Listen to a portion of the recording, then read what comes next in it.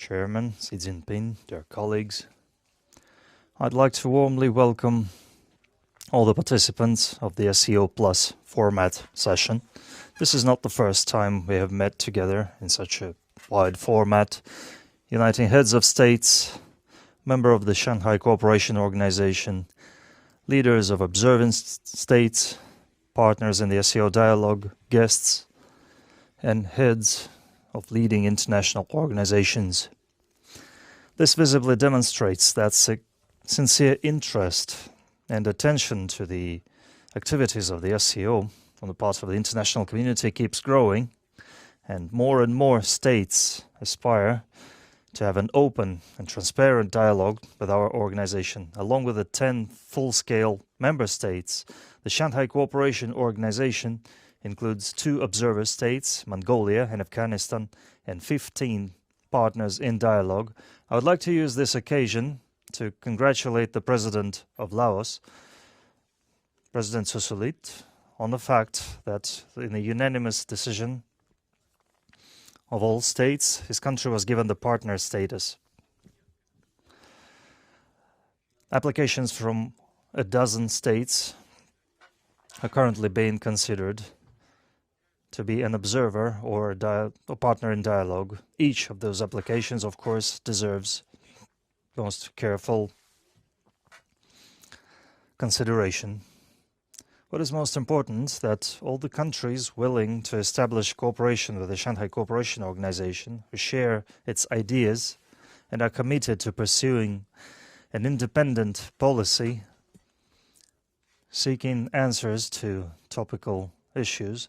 Since its establishment in 2001, the SCO has been actively participating in efforts to form an atmosphere of peace and security on the Eurasian continent, as well as atmosphere of trust and cooperation. In this connection, of course, we carefully listened to all propositions suggested by Chairman Xi Jinping to create a more efficient global governance system. This is very relevant in a situation when some countries still refuse to give up their aspirations to dictatorship in international affairs. Russia supports Xi Jinping's initiative and is interested in beginning specific discussions of propositions set forth by China. I think it is the SCO that could take up the leading role in efforts aimed at shaping a more just global governance system based on the prevalence of international law and key terms of the UN Charter that would be balanced and take into account the interest of as many countries as possible, guaranteeing them opportunities for stable development and security. The SCO is actively promoting trade, economic and investment cooperation.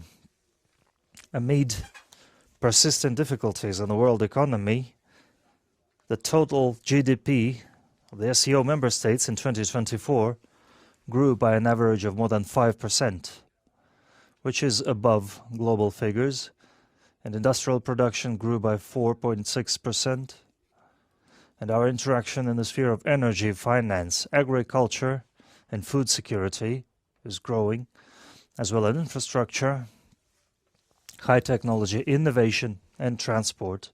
Just as important is the fact that the SCO member states have traditionally respected the historical and cultural values, as well as historical diversity. This is the foundation that helps deepen contacts among people, build cooperation in science, healthcare, education, and sports. I'd like to use this occasion to remind you that on the 20th of September, Moscow will be hosting the Intervision Popular Song Contest, a large-scale project aimed at supporting human, cultural, and spiritual values. Artists and performers from many countries have already confirmed their participation. The traditional values I think, are vanishing from the international agenda. It's time to get them back there. We're also inviting all member states to the St. Petersburg Forum of United Cultures and Forum Russia, a sports country, taking place in Russia, in the city of Samara. Today's meeting will help boost friendly ties between all the countries here. It will help cooperation on most diverse tracks.